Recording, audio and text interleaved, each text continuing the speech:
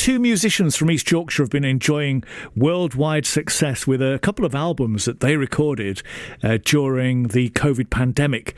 The COVID restrictions, of course, meant that Lou Duffy-Howard and Quentin Budworth couldn't meet up in person to put this together and lay down the recording tracks and all that kind of thing. So they had to record them separately and send them to each other over the web, mixing them down later. To their surprise, the duo, working under the band name Agent Starling, stormed to the top of a world music chart with a single taken from their first album. Imagine their surprise. And it's increased their conviction that a medieval-style instrument called a hurdy-gurdy, ever heard of that? Which features prominently on the track, has a great future. Well, here's the hurdy-gurdy, and they've been telling us their story. My name's Quentin Budworth.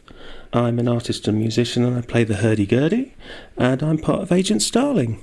My name is Lou Duffy-Howard. I'm a musician, and I'm the other part of Agent Starling. So a single string would sound like this.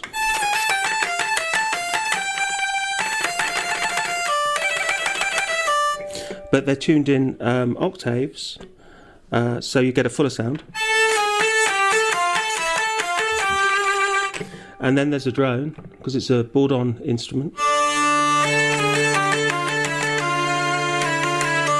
And then most characteristic of this, particular to this instrument, only the trombone marina has a similar device, is this loose bridge called a shan, or a dog, and it buzzes.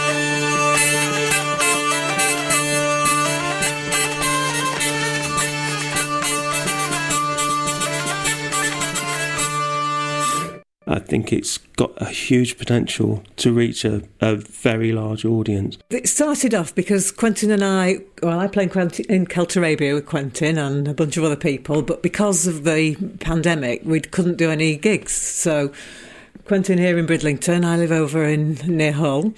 We weren't able to gig, and so I got in touch with Quentin and said, do you fancy doing a bit of recording instead? So we started with one track, we recorded it, went, yeah, this sounds good. We went down well, did another one, and we thought, right, I think we've got a thing here. We need a name for it. So we called it, after a few different thoughts. Yeah, Anna came up with the name, didn't she? Anna came up with Agent Starling. Yeah, we like the birds, we like the mystery. So we carried on, and we ended up recording, we've recorded 2 albums, a Christmas EP in between, and we've nearly finished a 3rd album, so we just got on a roll. It was all recorded remotely, so the typical way it would happen would be that Quentin here, in his studio here, would record the Gurdy line. We'd have maybe had a conversation about it first, talking about what sort of tempo, what sort of feel it would be, maybe what the theme would be of the tune or the song, and then you'd send it over to me. I'd go be in my studio, in my living room studio in Hull, where I kind of worked it up into the piece that we'd spoken about. Had quite many of the tracks. My son, who was 17 at the time, played the violin and the cello on, so I used as many live instruments as we could. I'm a bassist as my primary instrument, so a lot of the tunes are really hung around the Gurdy and the bass line. Yeah, I suppose the really unique thing about Agent Starling and like my work as a hurdy-gurdy player is that it's made to reach an audience. It's like from obscurity corner looking outwards, and I've been really lucky in that I've travelled all over Europe and worked with some amazing hurdy-gurdy players and learnt from them, and that's what I'm bringing to the party. So it's not just I play the hurdy-gurdy, but it's like I can play it in lots of different traditions and styles and in lots of different contexts, and that's really not done. And that's the unique thing about it, really. All the rules have changed, right? So society's really restructuring and reorganising itself in different ways. And one of the things that's happened is that the music scene has blown wide apart. So through recording, we can reach audiences across the world with very, very easily. And like, for example, the first tune we released was a hit on the Mediterranean World Music Chart. And that's from, like, nobody had heard of our particular act, Agent Starling, then. It was like the first thing we'd ever done, and it charted, and it was number one. so that's what I'm saying. It's a really open field, but it's certainly not in the sense of like it's going to be a pop thing or a Eurovision thing. But people will be able to find it and really enjoy it. Try something different.